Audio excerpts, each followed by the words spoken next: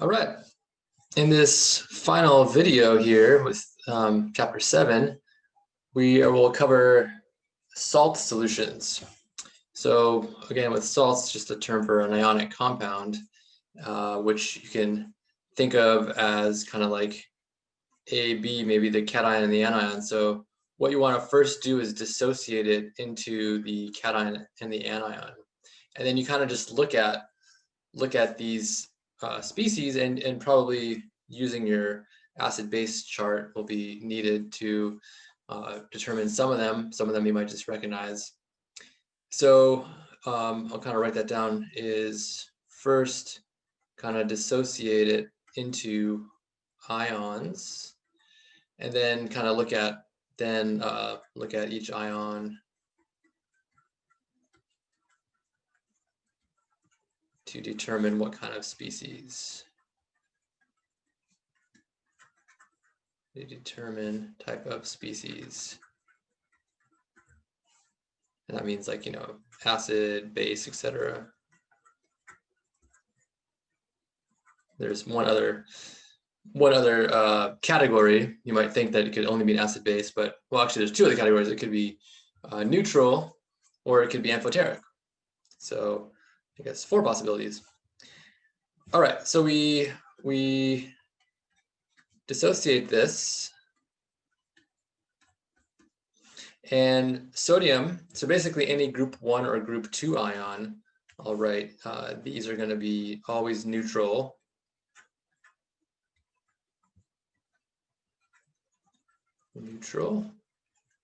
And then for iodine, we can look at our chart, and that will be in the A- column. So iodine we have here. If you remember, this region up here, these are all neutral in terms of, usually these are the anions that are neutral. So you have cations like sodium, potassium, calcium, those are neutral. Anions like iodide, bromide, chloride, nitrate, those are neutral, as we discussed before. So this one, we have a neutral cation, we have a neutral anion. And by the way, you may hear this kind of presented in lecture in the book as it's neutral because it's the conjugate of a strong acid, which is definitely true. Remember, these are the strong acids. So if you have a strong acid like HI, when it dissociates, the anion is so weak that it's neutral, right? Because strong acids, the conjugates become very, very weak to the point of being ineffective as a base.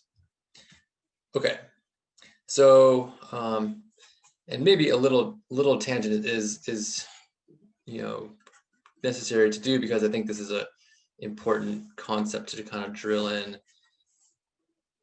So strong acid.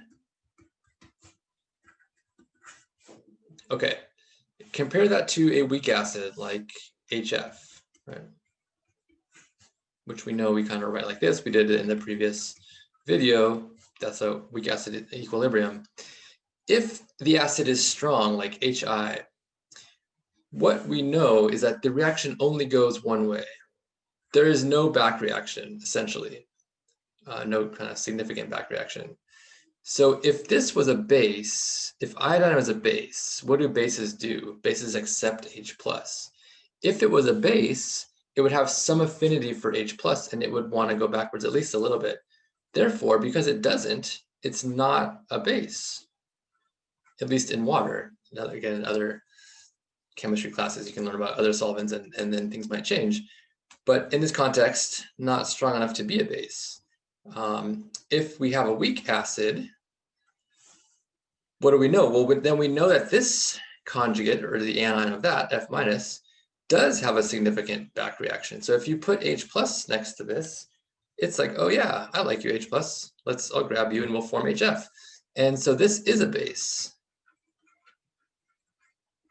Now it's a weak base. That's again something that is often kind of misconstrued, is like you can have a weak acid and the conjugate's a weak base. That's just the way it works. The conjugate of a weak acid, you know, is not a strong base usually. It's just a weak. So yeah, that's kind of the main point, and I think that's again really important to kind of drill in. So again, weak acids here, weak bases, essentially all of these, right? The only strong base we have is for this class is hydroxide.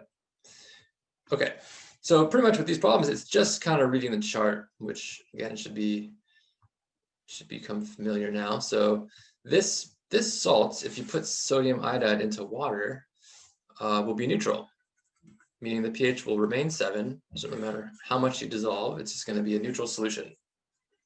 Okay. All right, not too bad. Here's a salt that if we dissociate it, we get 2 ions. Remember that potassium is group 1. That's not going to affect the pH. NO2 minus, let's figure out what that is. So over here, erase these things. Where we find NO2 minus is actually right here. So that is a weak base, right? Again, because it's a conjugate of HNO2, which is a weak acid, but again, it's in the weak base portion. So we're going to write weak base, but what's important is that it's a base, right? So if you dissolve this salt into water, the solution will be basic because of that, right? Above 7.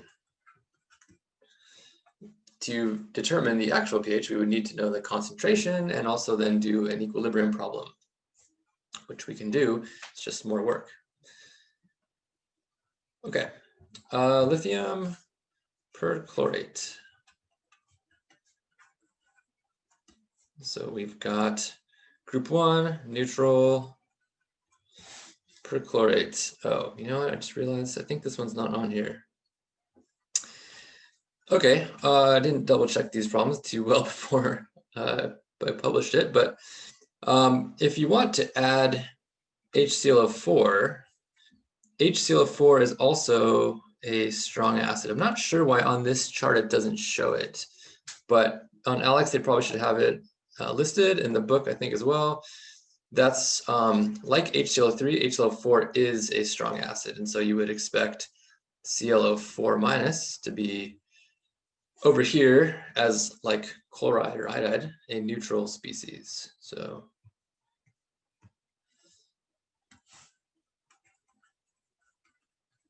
there you go. If it comes up on Alex, now you know.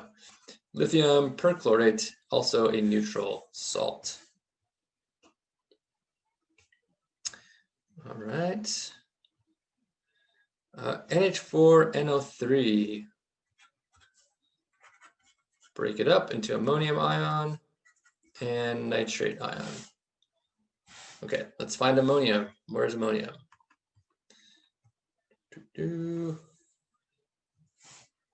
Ammonium is down here.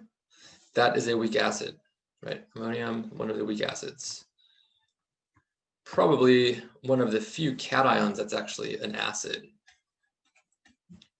So got that. And then nitrate, we can check,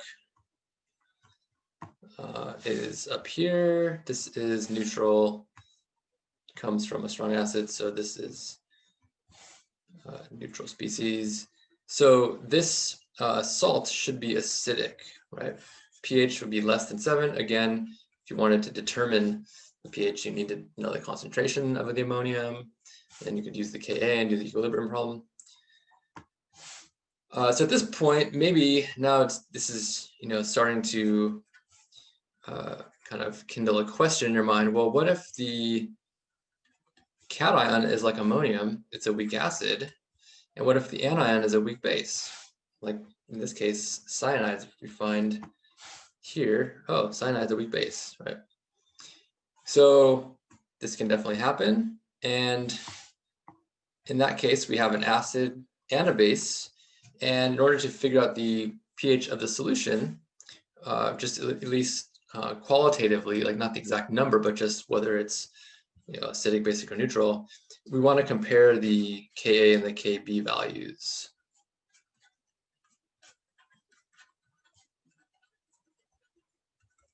Okay, so the Ka of ammonium is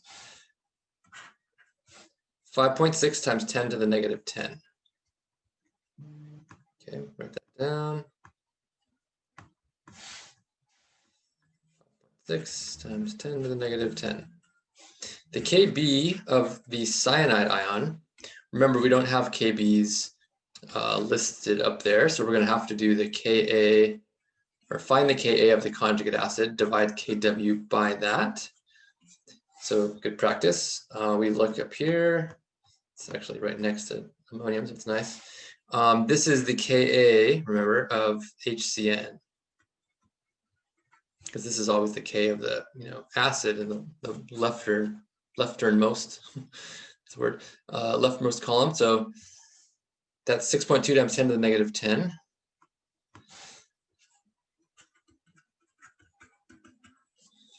And if we divide them, that is 1.6 times 10 to the negative 5. Okay, so we got a Ka value that's like 10 to the negative 10, Kb value is 10 to the negative 5. That's obviously bigger. So because Kb is bigger than Ka, that's going to dominate the equilibrium. This solution will be basic, right? Obviously, if the Ka is bigger, you'd predict acidic.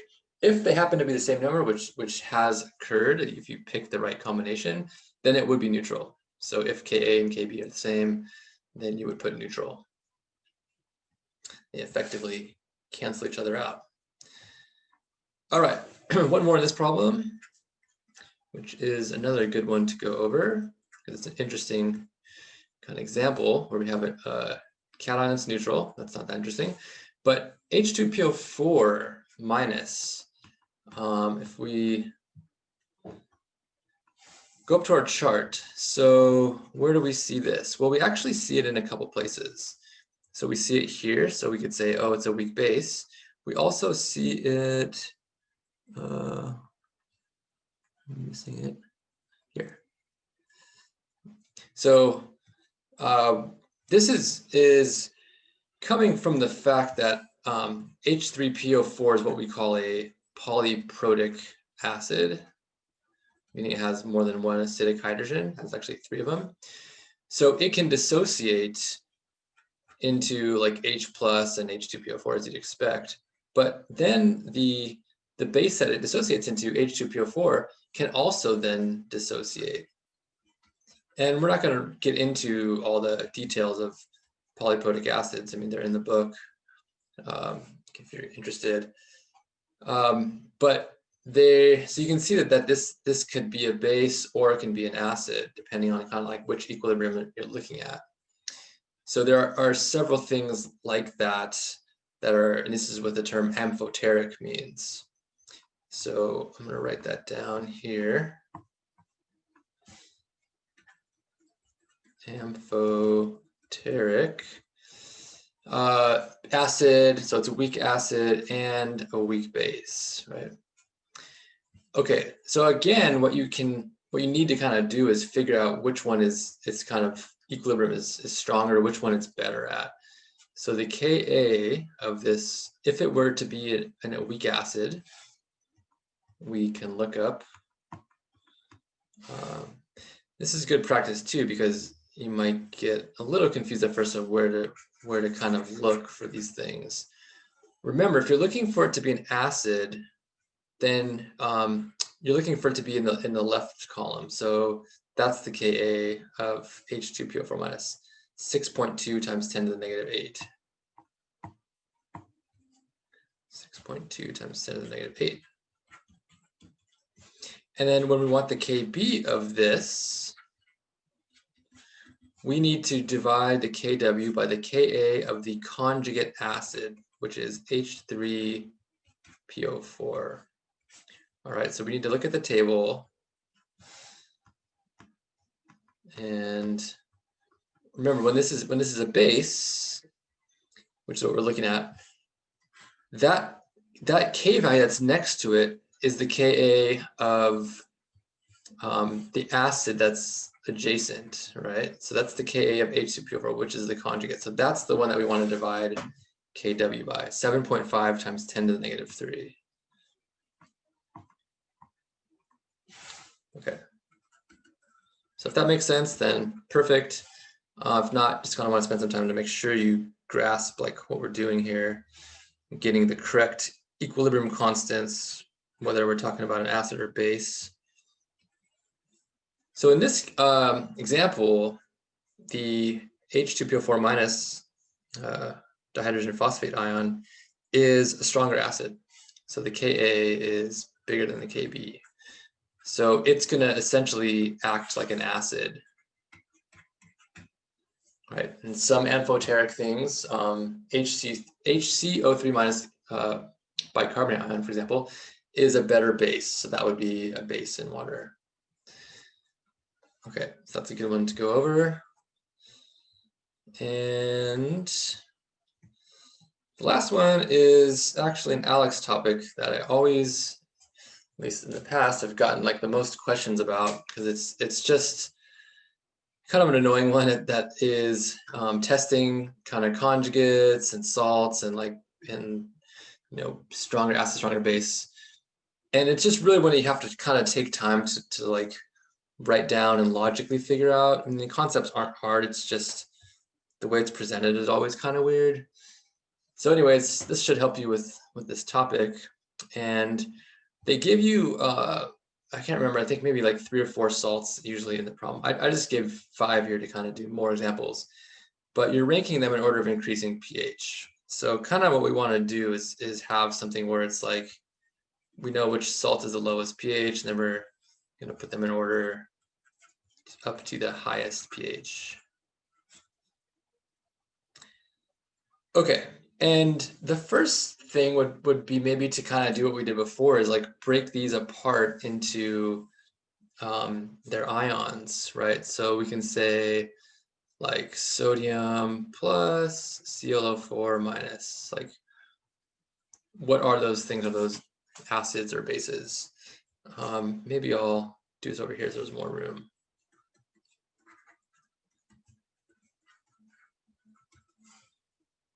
Okay, so I'm just going to write N for neutral. Neutral, neutral, right? So they're both neutral. We actually saw ClO4 minus in the previous problem. That's kind of why I did this so quickly. But again, that's a neutral species. That wasn't in the chart, but that is a neutral thing. Okay, so we have kind of neutral for the first one. That's good to know. Then we have LiF. So we have lithium and fluoride. Okay, so we have a neutral lithium. And what I'd recommend also, I'm kind of doing this more deliberately, but just basically cross these off when you're doing it mentally. Like, okay, those don't do anything. So then fluoride, what is that? Well, if you go to your table, this is going to be a weak base, right? We talked about that a little bit earlier, but again, you can double check that. Okay, so we have basic salt. We're just going to hold on to that for now. And then we have this one, which is interesting, but C5, H5, NH would be the cation, and then I minus. I guess you'd have to kind of recognize the I minus. It's like, that's where you break it up, right? Because you only have one cation and one anion possible. Okay, so I minus, we talked about that one. That one's neutral. You can also check. And then on our table, C5, actually I don't think it's on here, but this is, yeah, because in this topic, they're giving you actually kind of the table in a different form with these acids and bases. So this is a weak acid. I'll kind of come back to that in a second. So this is going to be acidic.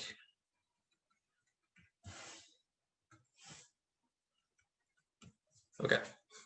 For now, the way I can tell that that's an acid is that these are bases in this table. And so this base, being a base, the conjugate of that is this thing with the H plus. Likewise, these are acids in this table here. Conjugates of those would be bases. Okay, NH4Cl, we have NH4 plus Cl minus. We know Cl minus is neutral. Ammonium, we just talked about, that's also a weak acid. Okay, so we have another acidic salt here.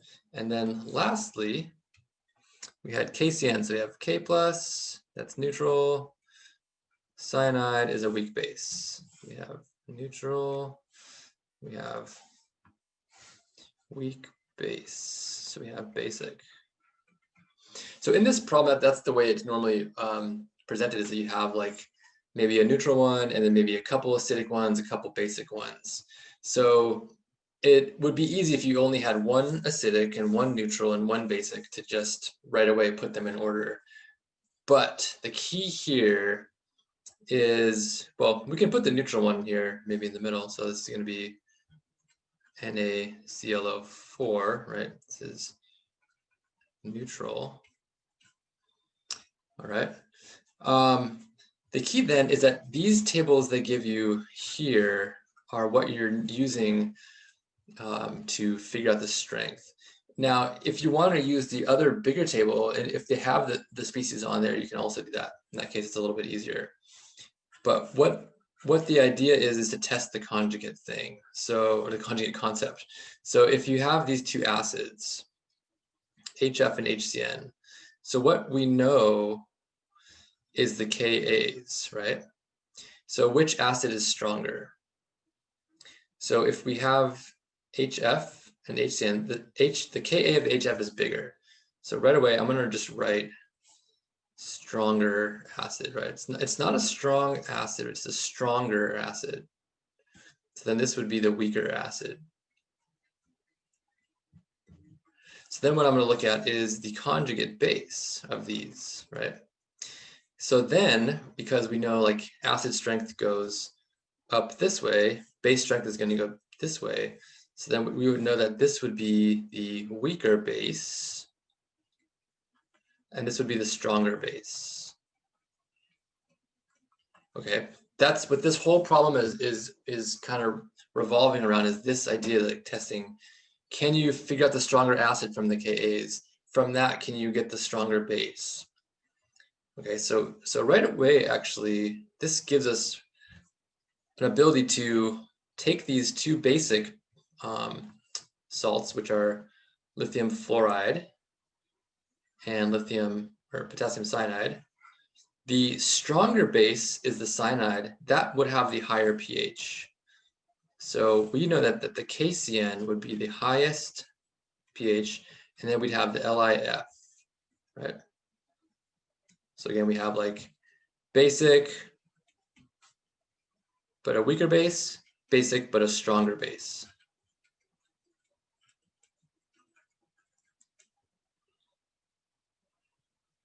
If that makes sense. That's the idea. It's the same thing now with the acids. It's just what's kind of weird with the acids is that normally we're given Kas. So in this problem, they're giving you the Kbs. So what they're giving you are these. So kind of like, I'm gonna actually write it like this, these two bases, just to kind of keep the same, I guess, orientation of strength.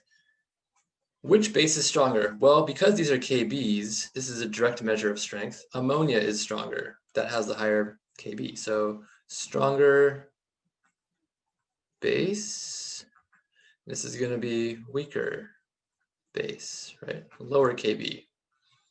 Okay, so again, base strength is going to kind of go like this.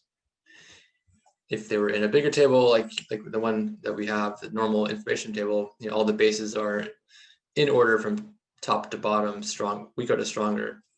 And then the acids that are the conjugates, you just are adding an H+. So this is going to be the C5H5NH+, and then ammonium, NH4+, obviously. And then again, this acid strength is going to go this way. So we're going to have the stronger, I'm going to write stronger acid here, and then the weaker acid here. Right, so then the two acidic salts that we were comparing were the salts of the 3 and 4, basically, and the stronger one is the C5H5NH+. So that's going to be the lowest pH. So the C5H5NH+, and then our ammonium chloride, right? Oops. So these are acids. This is the stronger acid. It's going to be the lowest, right? I guess I should fill in the rest of these things to be more explicit. Weaker acid, weaker base. All right. Pretty simple topic there, huh? Yeah, that one's a doozy. But nonetheless, I think if you if you can get through this one, you got a really good understanding of acid-base concepts and chapter 7. So it's a good one to end on, and I'm sure Alex will put you through the the ropes with these ones. So like anything, practice is what makes you better. And let me know if you have any questions, and I'll talk to you later. Have a good one.